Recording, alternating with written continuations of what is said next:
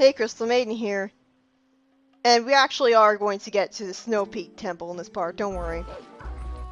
I really wasn't expecting to have an entire part in this playthrough with nothing but extra stuff. I'm not really going to have any extra parts. It's not going to be like another Wind Waker situation where there's 10 extra parts of doing stuff. I think it's because it feels more integrated into the main playthrough, rather than like you visiting islands that are completely extra all on their own. What I'm coming up to here is, one, it's good that the spinner is actually taken advantage of, and twice at that, in the overworld, rather than being completely abandoned after its dungeon. Like, for the most part, the spinner is underutilized to hell and back. We should have gotten it a lot earlier, but this is why the camera sucks for this. The camera's not close enough to Link, so you can't see enough what's ahead of you. So how was I supposed to know that the rail would end here and would end back there? And like, not to mention, it's kind of a dark surface. It's harder than it looks, and if you fall, then you have to go all the way back and grind all over again. But it is really cool that they have that kind of challenge in the overworld. Because for the most part, they just abandoned the spinner after its debut dungeon. Like, you used it once in the Cave of Ordeals, just like with the ball and chain to destroy some ice. And you also use the Dominion Rod in the Cave of Ordeals, because I guess they just want to make it mandatory that you beaten the game before you beat the Cave of Ordeals. Even though when you first get to the Cave of Ordeals, you have no way of knowing that that's going to be the case. So you're probably going to go through a lot of it, and then get stuck, and realize, oh crap, I can't actually warp back to this floor that I'm stuck at. I'm gonna have to do the entire thing again. Thankfully that never happened to me, because I only bothered with it after I'd already beaten the game, and I'm never bothered with the Cave Ordeals ever again. It is so cheap. It has the cheapest enemies ever in the game, and it spawns multiple of them at once. It just throws so many cheap enemies at you. Like, later in the game, like really late in the game throws cheap enemies at you that fundamentally misunderstands how basic and not responsive the combat system is. You can't do the specific attack that you want, so good luck trying to avoid hitting armor. Like, as much as I hate motion controls, I think that maybe Skyward Sword's sword fighting would actually have done a lot to help this game's combat, because, like, if there's armor, how are you supposed to avoid hitting it? You're not. Like, the best you can hope for with the really heavily armored enemies is to constantly circle around them and use the cutting grass attack and hope that it hits. I don't know how you're supposed to land on that spinning thing. Thankfully, they were merciful enough to not have the piece of heart beyond that thing. Instead, it's just, like, I know exactly what it is. It's an orange rupee. They have the hardest treasure chests in the game to get be the orange rupee. And if you screw up landing, then you're going to have to pay 30 rupees to get all the way back to the foul guy all over again. At the very least, you can get all of the treasure chests, like, just by landing on a high enough platform. You can just drop down and keep dropping. It's not like every single treasure chest is surrounded with a fence, and you have to play the game multiple times in a row to get every single level of chest. That would suck. That would really suck. And I wouldn't put it past the game developers for doing something like that. But yeah, this is a fun minigame. I love how there's giant rupees in the air that guide you in the exact direction you need to go. Although there's no reason you can't just fly straight to your destination anyways. And they don't give you that much money, even though they're giant rupees. How does that work? How did they even put giant rupees in the air in the first place? Specifically for the minigame, that would only be there after you activate the minigame. And there's a chicken here who's always going to be here, and she complains that it looks too far out to fly, so she can't get back to where she wants. And if you fly out with her, as I'm going to demonstrate, she just barely makes it to the man-made island. But chickens can swim just fine in this game, so there wasn't really that much for her to worry about. Why was she hesitating? I assume it's a female hen. This is really the only example of a slugfest that has enemies underwater. Which is good because the combat underwater is pretty slow and awkward. After defeating Diababa and getting the Zoro armor and iron boots, return to the forest temple and go to the boss room. Swim to the back of the room and let Link sink. He'll actually sink to oblivion and return to dry land with one less heart. You can actually skip the forest temple in this game. At the start of the game, pick up a rock and carry it to the gate that leads to Faron Woods. Side jump into the gate with the rock and you'll be inside the fence. The annoying thing is the camera gets all messed up from this and points at random directions, so you need to look at the minimap to tell what directions to hold. Now to skip the fence in Hyrule Field, back up with the horse to the gate and backflip off. You'll get stuck in the fence and be able to roll out of the gate. I assume the camera will spaz out there too. When Link reaches the Twilight, Midna will pop out even though Link hasn't met him yet. And like she'll just say, "Oh, I know you. Let's go into the Twilight." It's a really stark contrast to Wind Waker, where you need to beat the Forsaken Fortress stealth section to spawn your partner character into the game. This game just assumes you've met Midna already, which is good. And the Orden kids will be hiding in Renato's hut with the bomb salesman, even though the kidnapping was skipped. And like, it's weird, the game just assumes that you completed the game stuff already. Which is good, because otherwise the skip the forest temple glitch would make the game impossible to beat, because you wouldn't be able to have Midna in the game, so she wouldn't get you into the Twilight. Even though Link had no problem getting to the Twilight without her, he just happened to have a Shadow Beast that was all the way out in Faron Fields. So why couldn't we just have a portal in Faron Fields too, since there was clearly a Shadow Beast in Faron Fields? And how was the Shadow Beast able to know that Link was right there, all the way in Orden, and reach all the way through Faron Woods, through a curving pathway to Link, and grab him and bring him all the way to Hyrule Field? It really feels like that cutscene was designed before a point in development where they decided to have Faron Woods come before the Faron Field instead of after. It just doesn't make any sense now that I remember that the Shadow Beast is able to pull you all the way to Faron Fields. But like, if I don't know why you couldn't just have that happen every single time. You don't necessarily need Midna. Oh, I guess that was another contrived coincidence that made it possible for Link to beat his quest.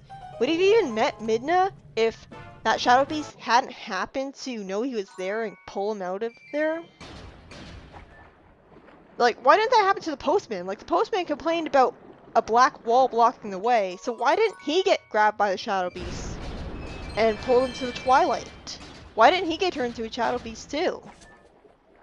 It is pretty cool that there is actually boulders that you can blow up in the spring. Like, that's pretty cool. Even the text box tries to be all quirky.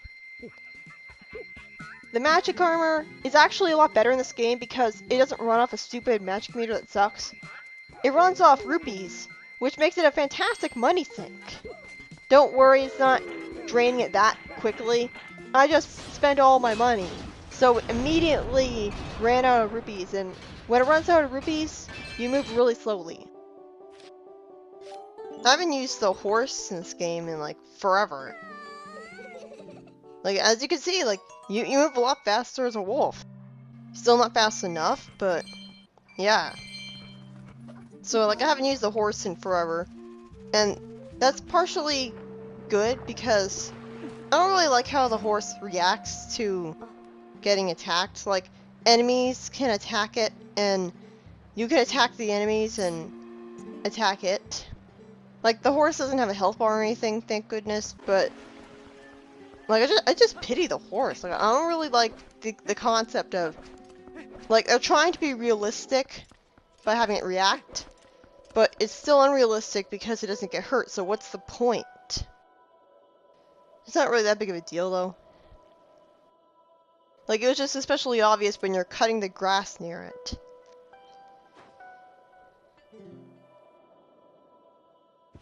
I don't really like the way she looks. Like, as soon as she took off her mask thing, she looked like she had bags under her eyes. So, yeah, like, she's just standing there doing nothing. Like, she's only there to give you an item so you can give it to him, and you need to have that letter to railroad you and pad things out. Why couldn't you just be able to catch the reek fish right from the start? Why do you have to talk to him and get a coral earring? Well, the answer is padding. Prince Morales is a pretty sympathetic character. Like, he's not arrogant and just assuming that he'll be a great ruler right away. He's actually reacting like a kid realistically would when all of a sudden he's expected to rule. I don't think, like, he's got a good point. He's definitely not old enough to rule. There's no way that he's completed all of his training, assuming it's even started yet. Like, the very concept of royalty is stupid in the sense that there's no way that he has the necessary skills to rule well at that age. But they're going to choose him as a leader anyways, rather than waiting for him to grow up first, because he's royalty. So clearly that must mean he's, like, the most qualified of all. But yeah, you need to catch the reek fish to get its scent. You need to catch the reek fish so you can have a scent trail and follow it all throughout Snowpeak. I guess it makes sense. It's based off how, like, they would give the smell, they would give something to a dog, like a police dog, and it would get that scent, and only then would it be able to track that scent down.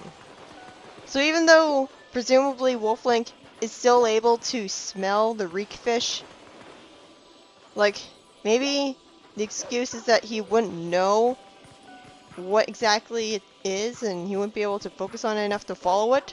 But it's stupid because, oh yeah, that there is probably testing how blind you are. Like, how blindly obedient you are, because if you just follow the trail exactly, then you're going to jump into the ice water, and you're actually going to freeze and respawn back at the very beginning. And obviously, if you jump into the ice water with the Zora's tunic, you'll lose a lot of health, and you might even get a game over right away. Same goes if you jump into the lava. I'm not sure why they decided to balance an underwater suit that you're only going to really wear underwater by making it damage you a lot if you, like, by extreme temperatures. Like, did they really think that people were going to want to wear it all the time? I mean, it makes sense, but I don't know. Like, I guess having bad traction, like tripping easily, would be more logical. But I don't think we should have tripping in its old game. I'm just saying that because, like, he has flippers. That's the only way that I can think of it logically making sense. Having a punishment for wearing the Zora's tunic. Not that there even should be one to begin with. It just doesn't really make any sense. Neither does this. Again, why can't it just be scripted that you press the finishing move and you always grab onto it? And, like, you can miss with the regular finishing moves too. Why the hell can't you just use a finishing move on any enemy as a wolf, rather than being restricted to pose? It's like censorship gone mad. Because it's just awkward not having a finishing move. Because one of the biggest problems with the wolf combat is you always have to wait for the enemies to get up. It's just tedious. That's why it's good to fight flying enemies with him, because they don't get knocked onto the ground. This underground grotto seems to be very, like, there's no chest anywhere. So was it just there to give you a blue potion? It just feels cheated. Like, most underground grottos give you a chest of some kind, but I defeated all of the enemies and nothing happened. I mentioned earlier that you can skip getting the Orden sword. What I didn't mention was that you have to L-target the bubble and jump backwards before jump attacking it. And jump attacking it again. I don't see how that's intuitive, like how you have to jump back before jump attacking it twice, and only then will you jump over the mid-net trigger that prevents you from exiting to the Twilight. It's pretty weird. Like, the annoying thing is the Bubblen. When the Bubblen is in the Orden Woods area, it will never respawn when you kill it. But at the very least, if you've attacked it, then leaving the area will heal it. So it doesn't save the amount of damage you did to it, but it does save you beating it. I don't understand why every enemy can't be like that. Like, some enemies, I can understand respawning them, but like, because they give you money, I guess, a very tiny amount of money. But I kind of like the wolf songs, but again, I think the sound of the wolf howl is easily the weakest musical instrument in the Zelda franchise. It just doesn't always sound good. Like, I think a lot of these wolf songs are from Ocarina of Time, but it's kind of hard to recognize them. Well, I never played Ocarina of Time, so of course I wouldn't, but like, they don't sound as good. And why do you need to howl a specific song in order to get him to teach skills to you? Wasn't the whole point of teaching skills that he desperately wants to pass down his sword knowledge to somebody? Why do you have to howl at a stone in order to get him to do that? Like, why can't he just always be at those specific locations? Why do you have to have howling stones? It doesn't help that you can only howl those particular songs at howling stones. You can't just howl whenever you want, like with the Ocarina of Time. So, like, the songs are literally just to summon the Golden Wolf, and at one point to summon, like, Skull Kid, and you can also summon, like, an eagle as well, but whatever. It's not like actual songs, like in the other games.